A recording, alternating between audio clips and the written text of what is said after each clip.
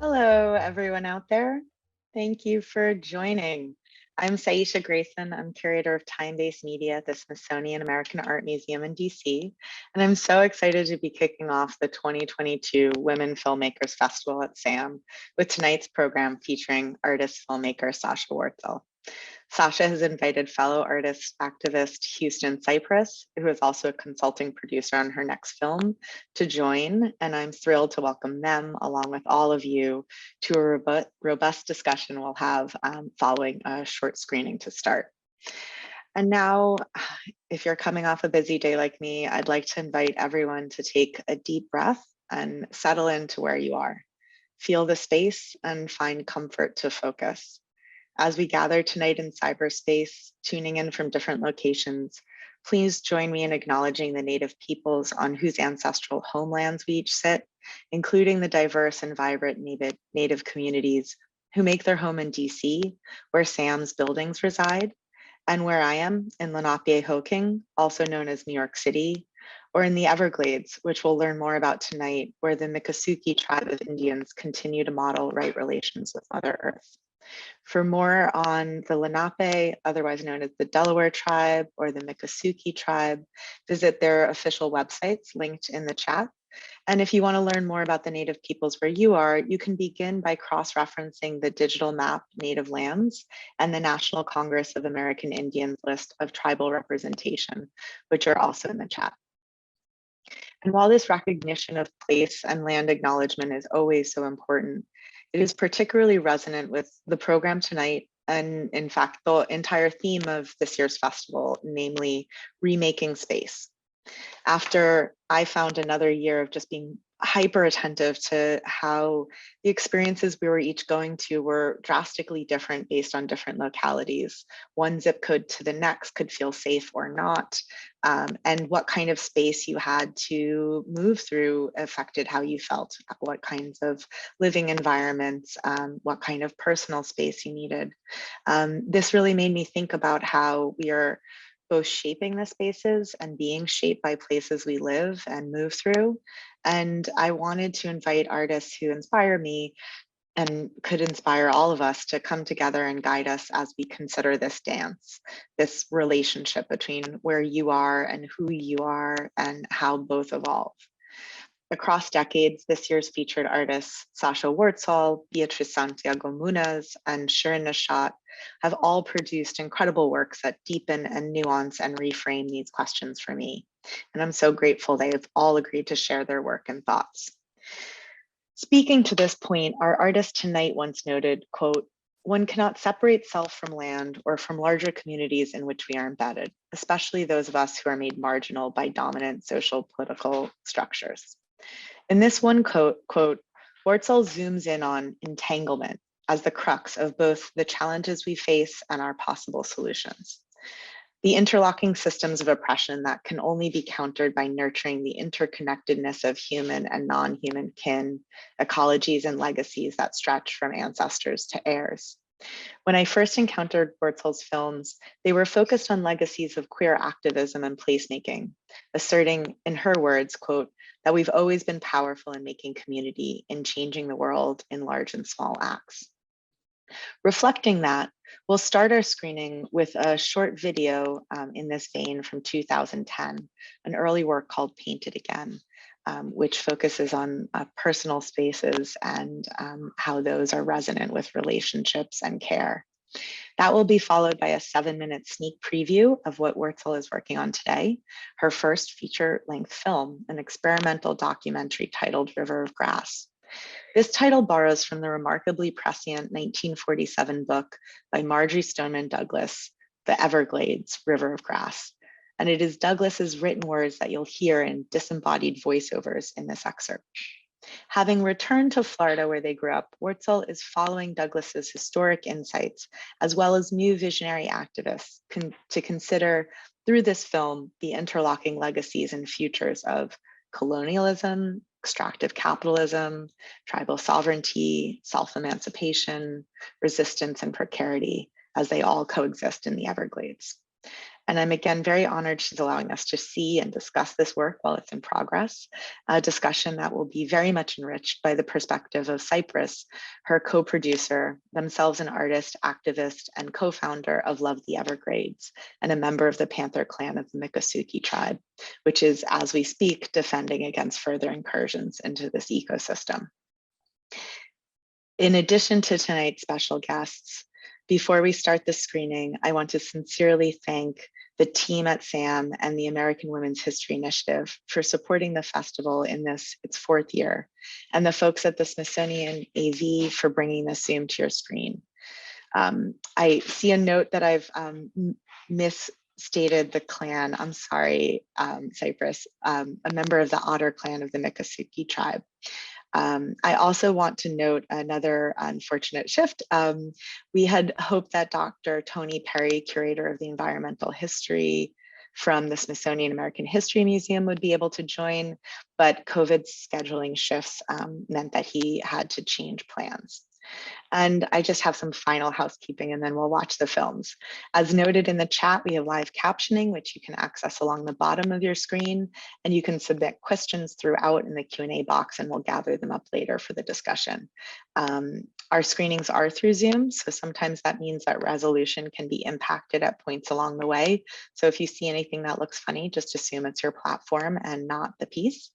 And we encourage you to watch on bigger screens and put your phones away so that we can actually really all stay in this virtual space and focus together. So thanks and enjoy. Let's play the first video. Hello, thank you. I invite Sasha and Houston to join me on screen. And I just want to say I'm very excited to see the rest of River of Grass. Every time I see sections of it, I just want to feel the whole piece, and I know that that's coming.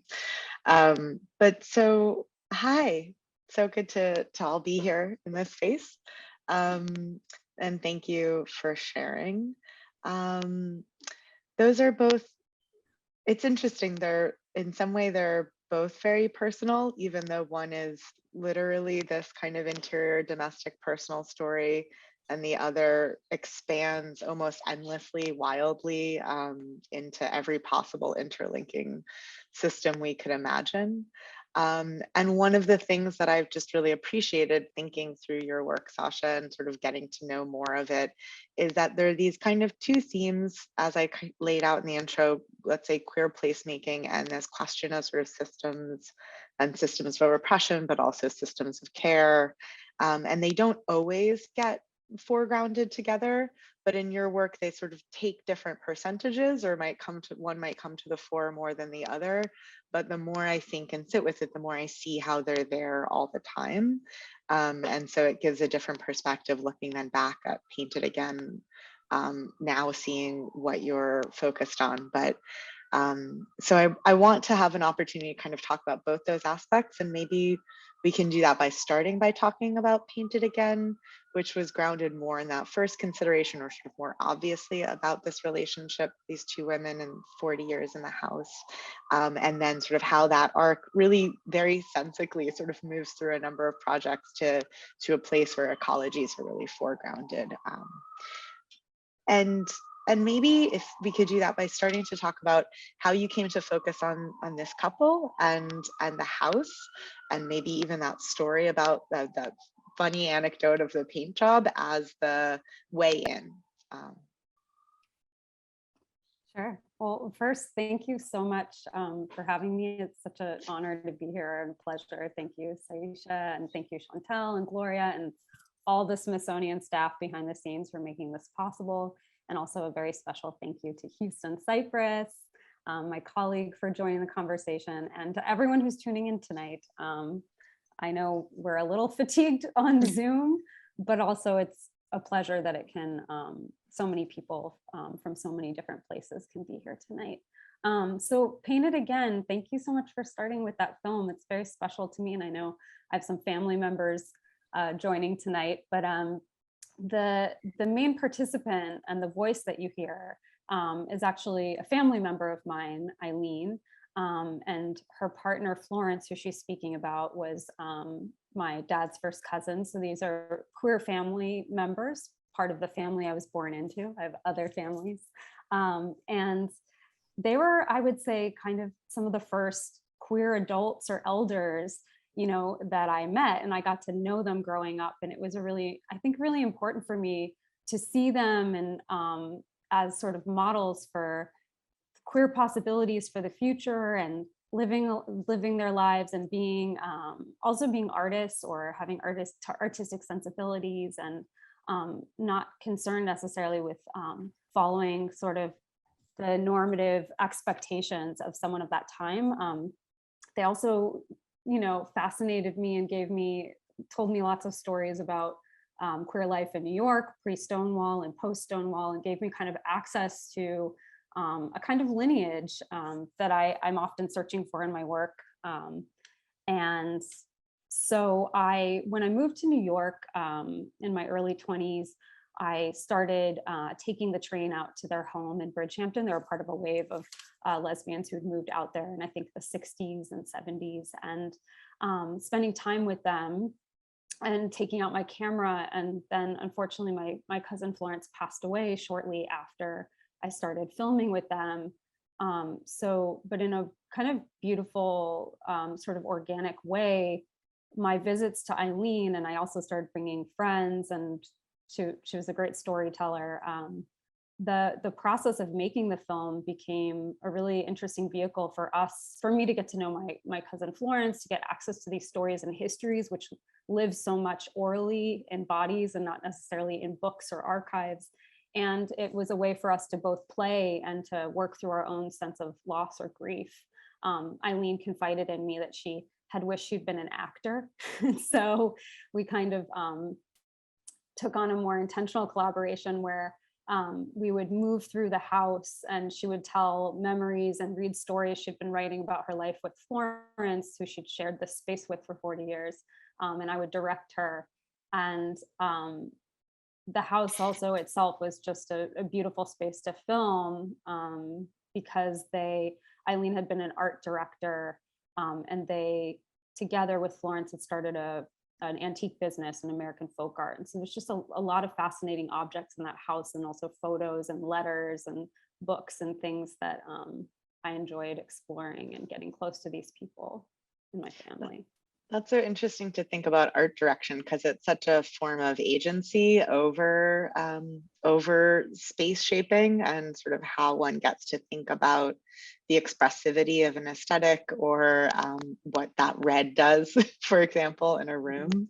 And I thought that was such an interesting anecdote, because it has something to do both with control and with letting go, or being in a relationship in which you trust somebody else to kind of step in and help you co-create space, which is where this sense of sort of communal spaces, or also the Bridgehampton, the idea that, you move together to find community and be able to kind of create a place in the world that feels safe and has resources and reinforcement.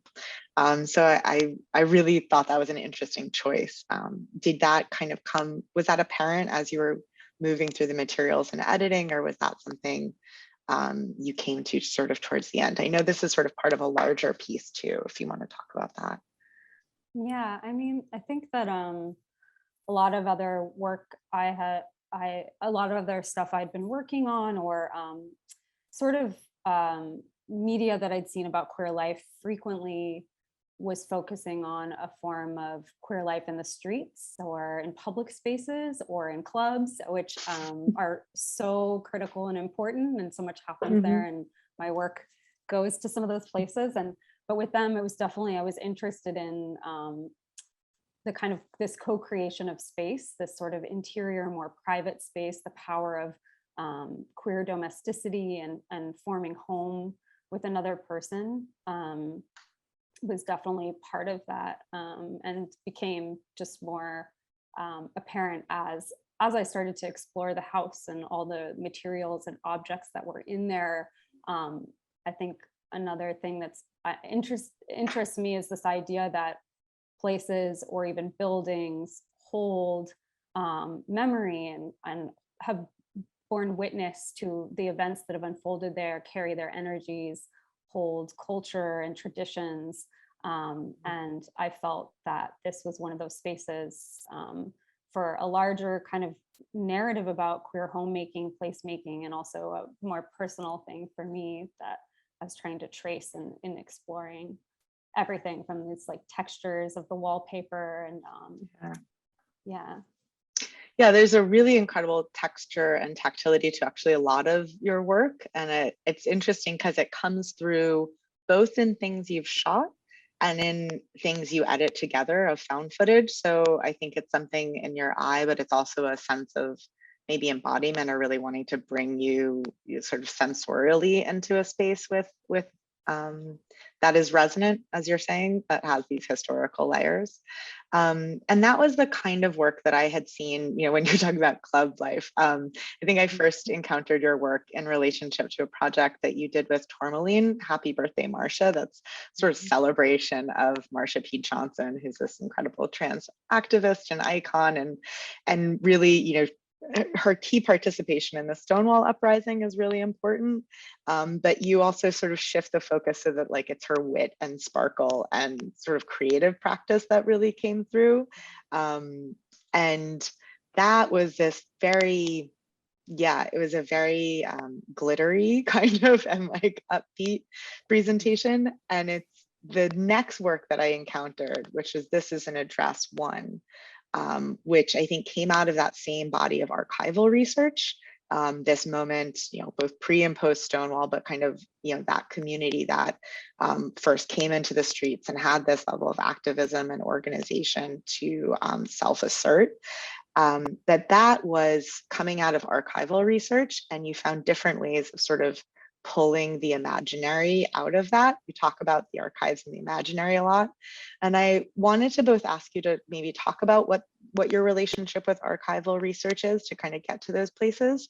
And then whether you want to set up a little clip of This Is an Address, because we have that available. If you registered for this talk, you have password access, but we realize that not everybody will have seen that. And so it's a sort of a way to sort of bring you into that if you want to talk about that a little bit too. Sure. So my relationship with archives, I think, some of the questions that I'm often exploring in my work are, it definitely stems from a place of being a younger person, also, again, searching for elders, queer elders, ancestors, people who came before, and knowing that oftentimes those stories haven't been archived, written down, valued, and thinking about, what narratives do archives produce, celebrate, and maintain? Which ones do they again, not archive and write down? Which ones are actually systematically erased? And then what new narratives can we imagine or create within those kind of gaps and elisions, which very much, I think, have to name the work of Saidiya Hartman and critical fabulation as a big influence on me, and also on particularly the approach taken in Happy Birthday, Marsha. So I'm often thinking also about how can the very production process and the sort of aesthetics, visual and soundscape also kind of call attention to these questions and sort of intervene in these kind of ways that these stories of resistance get erased. And then how to do that, how to tell these stories without just reproducing those same violences. And that's where I think oftentimes the imaginary comes in, and that the goal is not to necessarily correct something in the past that hasn't been made part of the official record, but actually just to create our own new records and narratives altogether.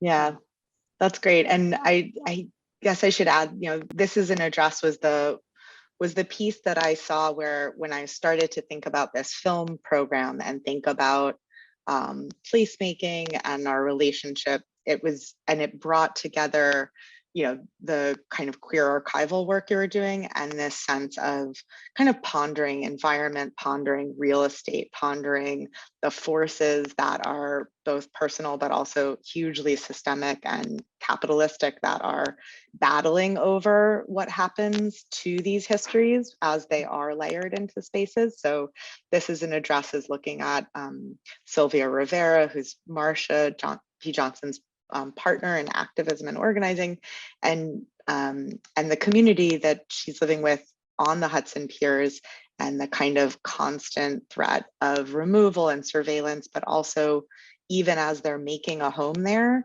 being told that by not having an address with a number, they can't even access the resources of a city that's activated by them and sort of full of cultural energy that comes from that, but also that is supposedly to respond to these communities. So it's very important sort of for me in thinking about these, like the flow between something like Painted Again and River of Grass. So Cal, can we play that? I think it's a 3-minute clip that comes from This Is an Address 1. That sound is so remarkable. Yeah. Houston's clapping. I don't know if everybody can see powerful. that. Yeah, it really, it Yeah. is, and it feels the screeching. Yeah. It's definitely a very intense part of that, the most intense part of that film, for sure. Do you want to talk about how you sound a little bit? Because that's one example that's really powerful. Sure. Yeah, sound is definitely another really important element always of filmmaking and storytelling. I tend to do a lot of field recordings in the sites that I'm working in.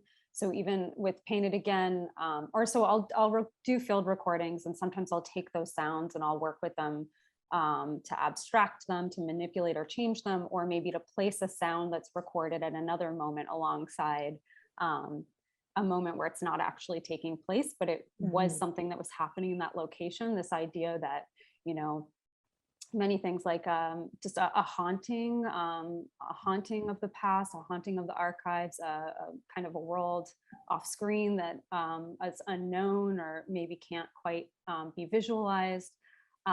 With Painted Again, for instance, the sound that's in there is the sound of a record player that was in their home. We were listening to an old Yiddish record and it got to the end and it was just skipping.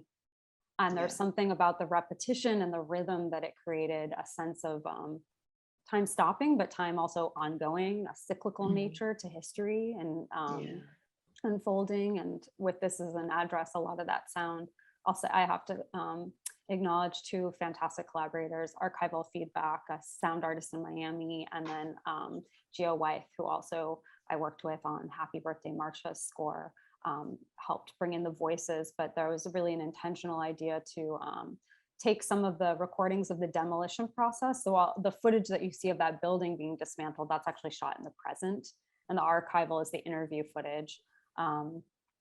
And there was a sense of really wanting to capture like this moment of things kind of breaking down, of rupture, of anger, of all the different emotions and feelings I think that flow through that space.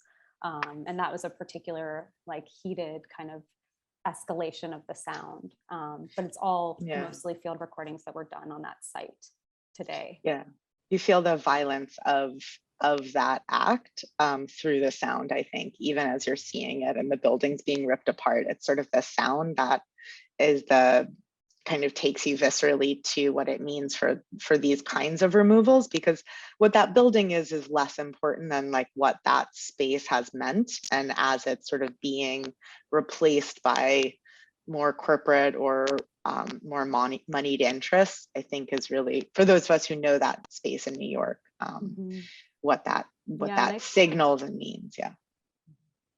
And I'll just say that, that's a particularly more maybe abrasive or like loud moment. And then there's also moments of quiet and silence. And in particular, I worked with Geo to bring in this really beautiful synth music that adds a more softness and wanting to kind of use sound to also underscore some of the conceptual thinking under the piece, which is Mhm. that, I'm interested in bearing witness to these really terrible violences and injustices, and also simultaneously attending to and sort of lifting up um, strategies for recuperation, reconciliation, healing, highlighting the beautiful forms of care and community building and solidarity that Silvio is cultivating with the folks living there, even in the face of so much violence in a system that Mm. deems some people worthy and some disposable. There's just still a world being made. So I feel like there's this idea of both the importance of world building and what worlds we want to actively unmake and pull apart. Mm. Well, that sounds like the perfect moment maybe to shift then to sort of, as I said, like so much of this was this New York archive and moment that I was aware of in your practice. So that when I heard you were working on the Everglades, where those questions are both personal and community level and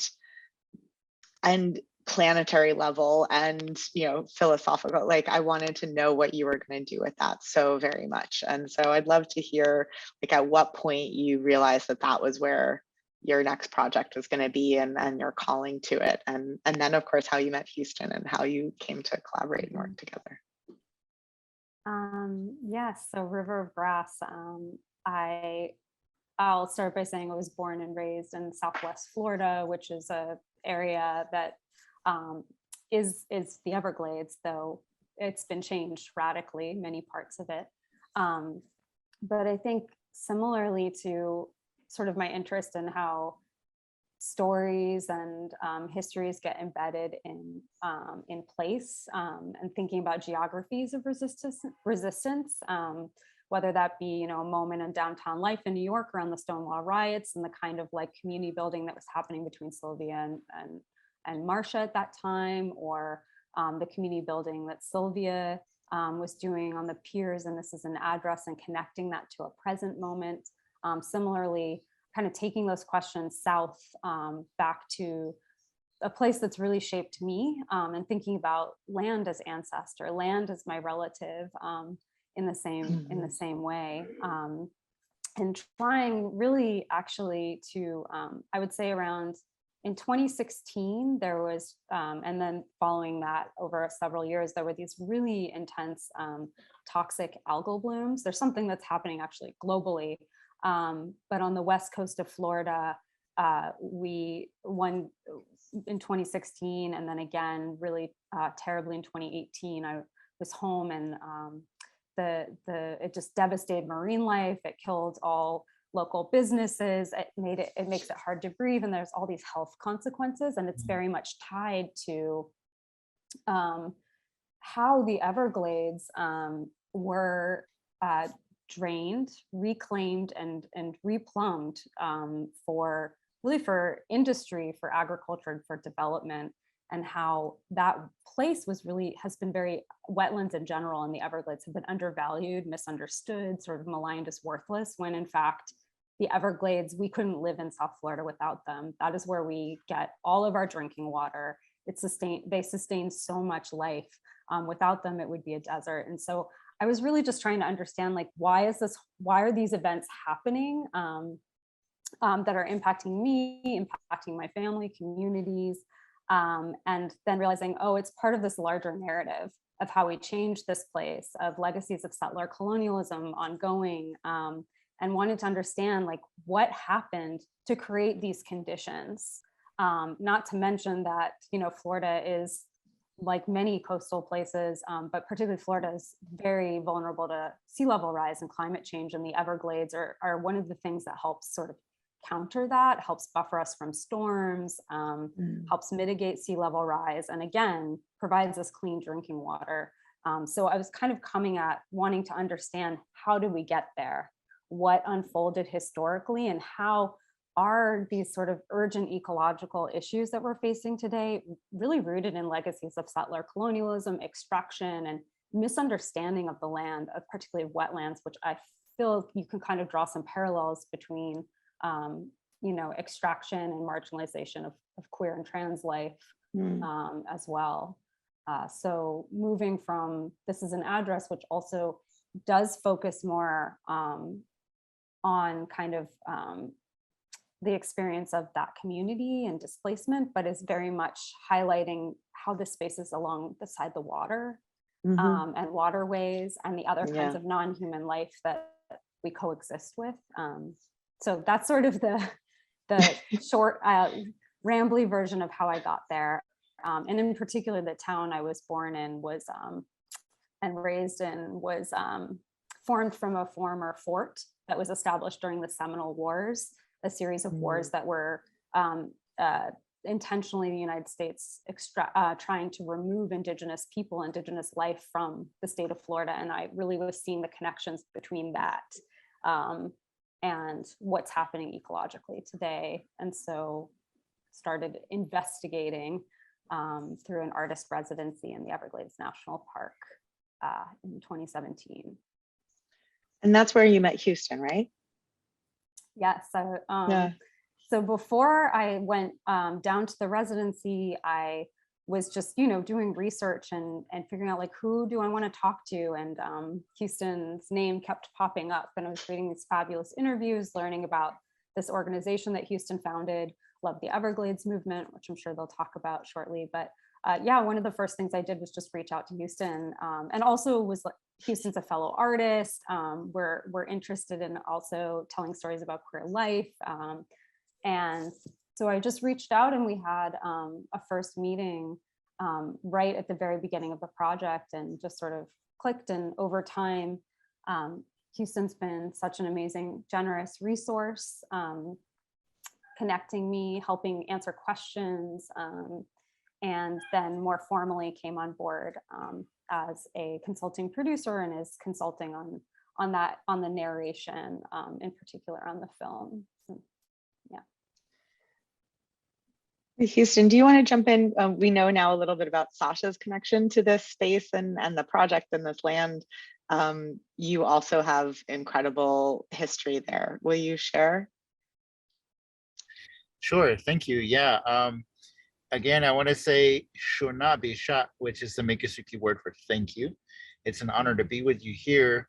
And I'm a part of the Miccosukee tribe of Indians of Florida, which is one of the indigenous communities that are making their home in the Everglades. So having grown up in the Everglades, like I benefited from the plant medicines that are still available there as I was growing up.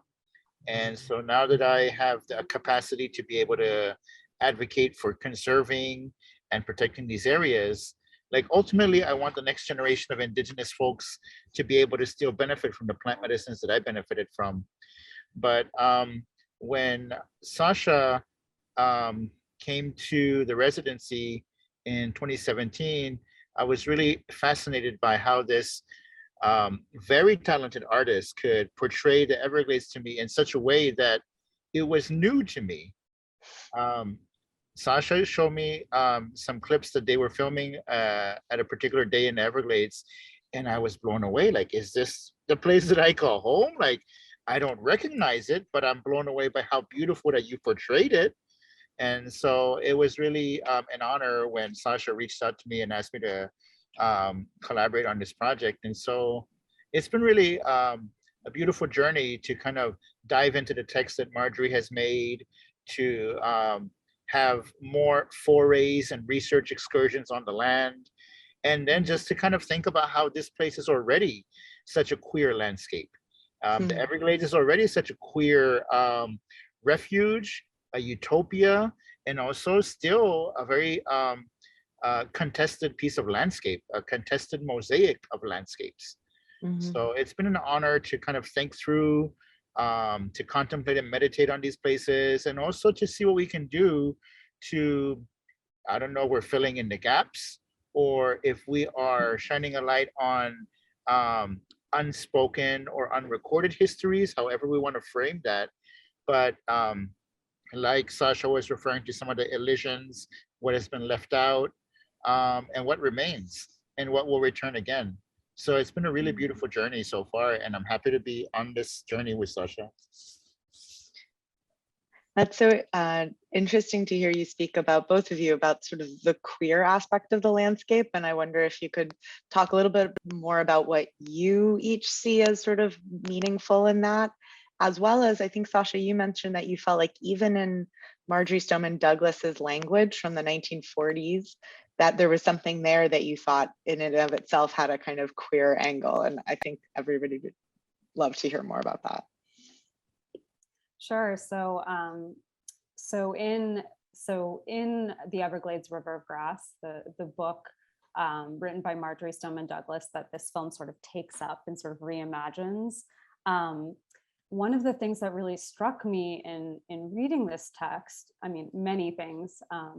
It's a really special book, but Douglas specifically refers to the Everglades as they, and intentionally uses this pronoun they. Which for me, of course, I am making these connections, but and on the one hand, it was a way for her to very explicitly say, this is not just one thing, this place, it's not singular. The Everglades are a network of interdependent ecosystems, different types of wetlands, from the pine rocklands to the cypress habitat to the sawgrass, that all work together as one holistic system. And so there's something very, so there's that, but also, of course, they has ties for me, the Everglades, to gender neutral ideas of gender expansiveness or gender neutral pronouns, queerness, to spirits, to alternate types of kinship structures, this idea of cultivating relationships with non-human life as well. And then just also Douglas herself, though she never, I don't believe ever identified as queer or said so, but there is something very queer in the decisions that she made in her life. She was married briefly. She actually wound up in Florida because she was going there to get a legal divorce. And she refused to ever marry again. And in interviews that I've been watching with her, and she very explicitly talks about, people say, why didn't you ever remarry? And she says, why would I? Why bother? I didn't need to be bothered with a man. Like, my life was very full. I had more energy from my writing, my organizing, activism, my friends, dancing, swimming. And there's something really beautiful about that too, and feels very, very queer to me. So both of those things have definitely been like in very, does, to answer your question. I'd love to hear what Houston has to say. Yeah, most definitely. I'm inspired by the opportunities for chosen family. And that's so much of what people like Betty Osceola in the film have been talking about, and reminding us that the Everglades is yearning to reestablish and to reconcile with us. And so people like Betty are always reminding us, you can claim these places as your family, and that this is a survival strategy that will benefit so many other people's. Because once we embrace and love and get to know and affirm these places as our friends and family, it makes it that much more difficult for us to damage or hurt these places. And then I think it also reminds us of the joy that's inherent in these places. And I think overall, queerness is about, for me, an alternate set of values, an alternate set of joys, pleasures. And I think that's so much of what decoloniality is about. How can we honor the values of other systems? And so I think queer people have led the way so much in that. And our friends in the indigenous communities continue to remind us that we can claim these places as our friends and families. So I think that those are some of the queer aspects and values that the Everglades continues to shine and scintillate for us. And also, how are we reclaiming what used to be epithets or considered bad words? For example, I'm looking at the clip that we just looked at from Sasha's film. where the person was talking about they as if it's an oppressive sort of force, but how we're going to reclaim and invert that and find a sense of value and joy and worth and dignity in that beautiful gender neutral pronoun that is a way of embracing our family in the Everglades. So these are some of the ways that I appreciate the queerness of the land. And also, um, as an environmentalist and an activist, I'm just really excited of bringing queer people out there because they have such a unique view. So, what is the queer ecological knowledge that we can document and celebrate across the landscape? Ooh, that's such a beautiful prompt. Thank you. I mean, and it makes me think of something that's sort of swirling around this. There's, you know, you have Marjorie Stoneman Douglas as one narrator, and as you mentioned, you have Betty. Can you pronounce her last name for me? Uh, Osceola. Osceola, who's kind of a present day narrator in the film. You see her in the clip we saw, she's a boat captain, but also an educator and an activist. And she does, I think you were talking about walking tours to understand the landscape. And I was thinking sort of between all of you, there's kind of a creative pedagogy, like this film is a kind of pedagogy and epistemology way of thinking about, and then moving through a landscape as a teaching tool is, and the kind of activism you do, Houston. So maybe, can we talk just a little bit before we open up to audience questions? And this is a reminder, throw those in there, about what it means to sort of teach differently, understand differently, know differently, that this space kind of encourages and maybe needs. Yeah, I would like to share briefly on that. When our colleague, our friend Betty Osceola had done these direct actions across the Everglades, she refers to them as prayer walks. Mm. And these prayer walks are opportunities for not only for advocacy and to achieve political goals, but also for ceremony, also for deep listening.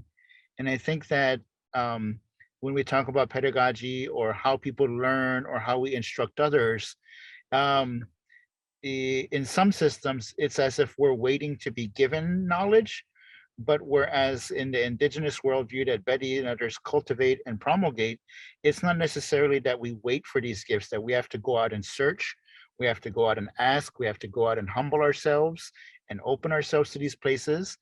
And Betty and her ancestors and her family that have done these prayer walks have been such really great exemplars of some of these techniques, intuition, even almost a clairvoyant sort of sensibility, because we're listening deeply, we're sharing our intuitions, and we're interpreting them. And I think that these ways of knowing, these ways of being and becoming have either been abandoned by Western civilization or have been forgotten or even trampled. And I think that that's some of the things that Sasha's work has been pointing out. So I'm really happy that Betty and others in the community have been reminding us of some of these different ways of knowing and being and becoming that are still vibrant and scintillating across the landscape. Yes, and I mean, a really, critical part of, I just want to acknowledge how important Betty has been to this film as a participant and also as an elder and educator. One of the first things that she said to me when we were getting to know each other, she talked about, in order to heal the land, we have to heal ourselves too. And that's been definitely a kind of guiding kind of force of this work. And I've been grateful to be able to participate and at times document these prayer walks, and also the many ways that Betty and others are these different strategies that people are using, whether that's this prayer walk and deep listening, organizing a protest rally on I-75 that runs through the Everglades to protest Burnett oil exploration in the Big Cypress, which is happening currently and is a big threat. Or whether it's people going out and removing invasives, though some of those invasive snakes, they're there because we put them there. It's still a form of kind of giving back and healing the land. And also it does something to us. It transforms us through doing that. And I've been lucky to also share and moments of joy and celebration. So just wanted to share that as well. Yeah, I appreciate all of that. I think, there's a tonality to the film that feels like listening. It feels excited to kind of be in relationship and commons with all of these different factors that are at play in that environment. And so, I really appreciate how it feels so differently than maybe a kind of climate awareness documentary that's main goal is, as Houston was saying, to like tell you or sort of feed information. There's a cultivation that needs to happen within the way you sort of edit and gather um, an understanding of what this constellation of relationships is, and that then doing the work is part of the practice. So I think you've figured out formally how to carry that through, which is really exciting to see. And so, as I said, I can't wait to see the whole thing. We have some great questions, so I want to turn to those. One of them is, about continuing this notion of queer family and romance in the conversation. The phrase proposes that queer collecting, whether of objects or people or landscapes or element of nature, enable us to reconstitute family as queer community and queer family. Is that something that resonates with you? And, that comes up in these different films, I think, is the question there. It's a statement question. Can you just repeat it one more time? Sure. Collecting. The sort of how this might relate to, queer collecting of objects or people or elements in a landscape that enables a reconstitution of community or family. Houston, do you want to take that by any chance?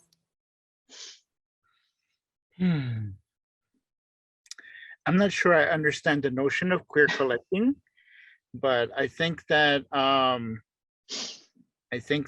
it's definitely these landscapes are definitely not only home, the potential to be home for queer people, but also sites of innovation, sites of liberation. And so I think that those are some important themes and initiatives that queer people have excelled at throughout the ages. I can offer that much in terms of like reflecting on that question, but I'm not too sure if I've understood the notion of queer collecting properly. But thank you for asking and helping us to think through that a little bit more. Yeah, I'm not totally sure either, but I mean, in terms of, I do think about, forming our own other types of family networks with friends or again with landscapes, and that maybe it's collecting, I mean, has a lot of connotations historically, but there is a way in which we actively collect or cultivate and bring together people to form new understandings of queerness and family. Well, I have another one that I really like. This viewer says they really love that we brought together sort of the one that's the Painted Again, which is about the sort of intimate personal history and hauntings, and then the kind of haunting of a shared colonial history. And so have you thought about, what are your thoughts about sort of the difference between the haunting of personal memory and the haunting of these shared kind of colonial histories? How do they operate differently? And maybe how do you represent them differently? Such a good question. I mean, I think it's sometimes hard to tease out what is personal and what's collective, because the personal forms the collective. And again, I guess that's kind of what I'm often trying to figure out for myself in these works, is where those things kind of intersect and inform and shape one another. I know for River of Grass, in terms of the personal, I was thinking very much when I started that project, about this question of like, how do I make sense of the fact that this place that I'm from actually may not exist? It's actually predicted to potentially cease to exist in my lifetime, and it already looks radically different. And then that led me to, what is my role in this? As somebody who grew up here or grew up in Florida, but maybe is no longer always there. What does solidarity look like? Complicity and accountability? How do we sort of, bear witness to these injustices while also finding the ways that people who are navigating precarious landscapes or colonial kind of residues in our lives, you know, how do we, even in the face of those things, how do we build community and care, and what does that look like? And how are those struggles linked, the personal to these bigger collective things? And it's always, you know, I don't think we can solve one without the other. So I'm often just trying to identify and sort of make more visible, oftentimes for myself, like the various systems that are maybe upholding these things, so that we can kind of see them and hopefully understand what we want to do away with and dismantle, and where are we able to again find joy and beauty and new forms of relationality with each other.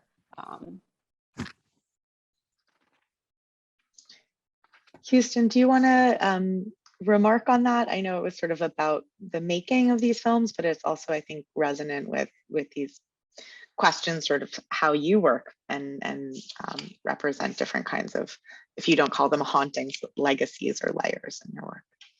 Can you propose the question again, please? Sure. It was about sort of the difference between personal memories that might haunt a space and shared colonial histories, which again, as Sasha was pointing out, might be one and the same in many cases.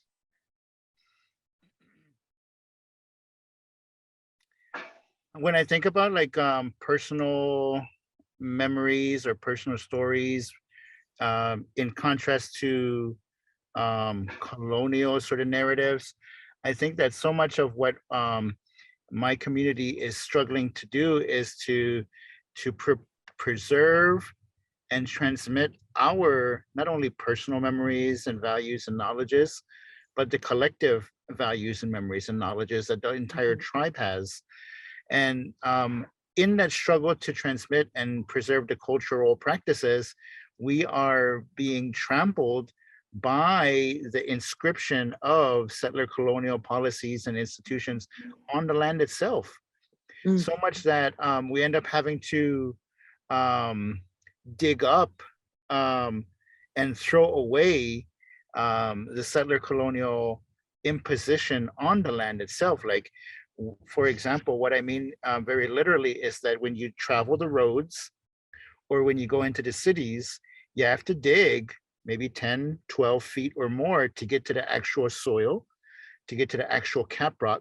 So much has been imposed upon the land. And that is pointing to the value, the importance, and the necessity to support indigenous communities and their history preservation, but also as well, the land itself. The land has so much to teach, so much to share.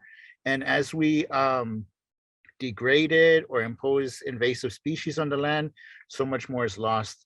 So I think it's a beautiful struggle as we maintain a sense of joy, indigenous joys and queer joys on the land in the face of oppression, violence, and just ignorance overall. But I think that joys remain, the plants remain, and whatever we can do as people and as queer people to enact new protocols of joy is what's going to help us create pathways forward. It's a great answer, and it inspires me to, I'm sort of combine 3 questions so that you can sort of take what you want from them and answer them. So one is a statement that you're melting my queer Floridian heart. So are there other films, books, art collectives about the Everglades, indigeneity, and queerness that you'd recommend? So that might be something that works into this answer. Another one is sort of about what you might have learned from the prayer walks, anecdotes or highlights if you participated. And then one is a very specific question about the tree islands that are seen in there and whether they hold special significance to Native Americans living today. So maybe you have an anecdote about tree islands and queerness. Take it away, whatever in that you sort of feel like you can bring forward. Houston, would you like to start and speak to the tree islands? I think that's a really important thing to highlight.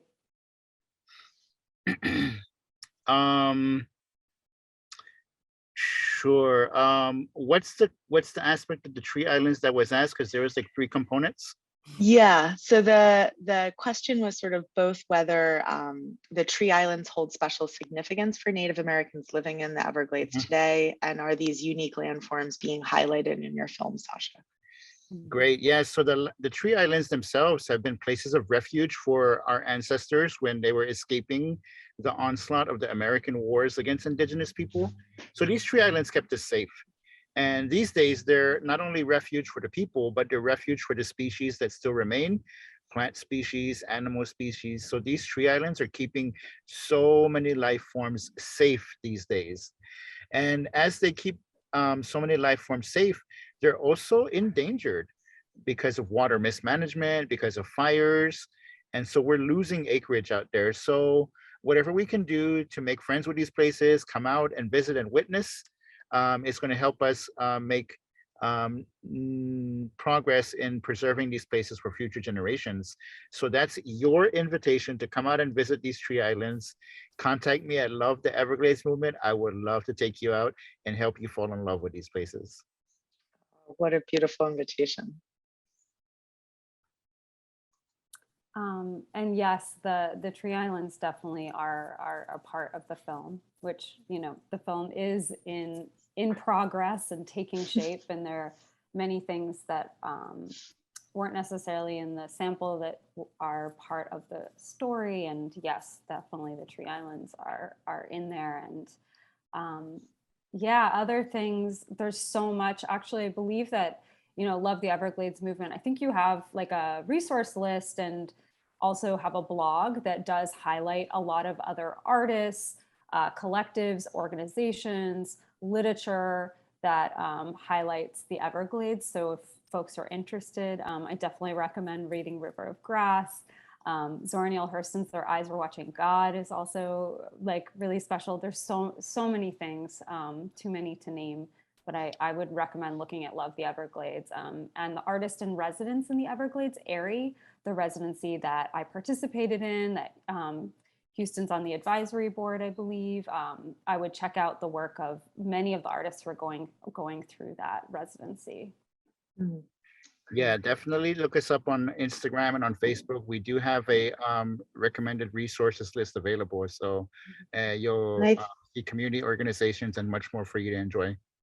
Yeah, and I think we can drop that link in the chat too, if people want to go straight from here to there. Um, and I'm going to ask a more formal question. We're coming towards the end, but I'm going to try and get through a few more of these. One person's asking, I think this is for Sasha, sort of what you find the most efficient vehicle or medium for the presentation of your films. And I'm thinking about this like it's a chance for you, you know, this is on Zoom, but how do you often show your films, and what are some other ways that might be experienced? Yeah, thank you so much for that question. You know, I really like showing my films in a cinema where we get to sit in the dark and have a collective experience together. Something that I'm missing and hasn't been happening as much over the last few years. Um, uh, Definitely, that's really important. I also think a lot about accessibility and providing captions and audio description. And I'm also frequently working in a way where I'm making a film that is intended for that kind of collective cinematic experience, which I think is super transformative, to be in a room and feel the energy of other people and really be immersed in the world building of cinema. But I'm also often thinking about how to show these films or repurpose elements for the gallery space or performance spaces, bringing in installation, sculpture, sound installation, and also performance. And so often I'm creating different iterations of the work. There'll be a film, but then there'll also be an installation. There might be a performance. And that to me is also sort of it's an aesthetic and a political strategy. To maybe take limited source material or some stories that have not been valued or written down, and to try to create many iterations and proliferate our psyche with those. And Houston, you make video too, right? I think that I saw a video of yours on the ICA Miami. Do you want to talk about what you how you like to share your work? Yeah, thank you very much. I'm open to sharing the work as widely as possible. So I'm open to showing them across many screens and many places, finding new ways to share with new communities, because some of the things that I've been working on in the past year have been short pieces, very poetic, very experimental, some of which even includes dance and choreography. So I think that whatever we can do to get these inspirations onto the most screens as possible. But yeah, the ideal is that cinematic experience, that collective transformative experience in the dark, the flickering on the screen, and then how does that move you and transform you? How does that how does that impact you? So I think that I'm open to sharing them as widely as possible. So feel free to check out the work that's available online, and I would refer you to that link tree that we dropped in that chat box too. And I would add also that the parallel work or sort of interlocking work that Houston does through Love the Everglades of taking groups of people actually into the Everglades on walks, on airboat trips, these very immersive experiences echo that as well to me. This experience of being together and being really immersed. That's something that I feel like I've experienced so much in these other ways that you connect people to this place, the Everglades.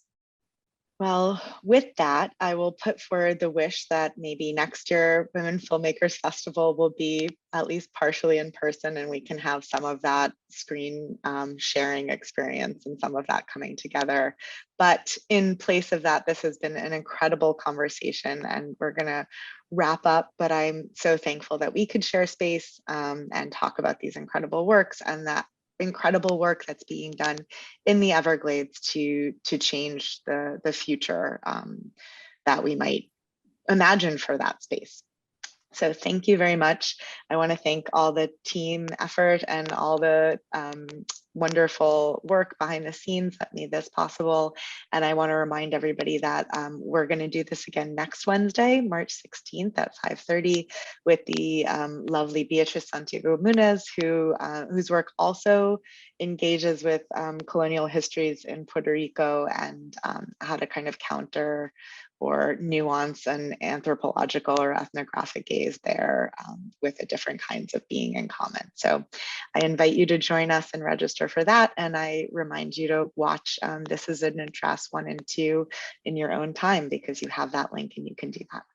Okay, with that, everyone have a wonderful evening. Goodbye. Thank you again, Sasha and Houston, and Thank everyone who's you. joined us. Good night. Till we meet again, have a good night.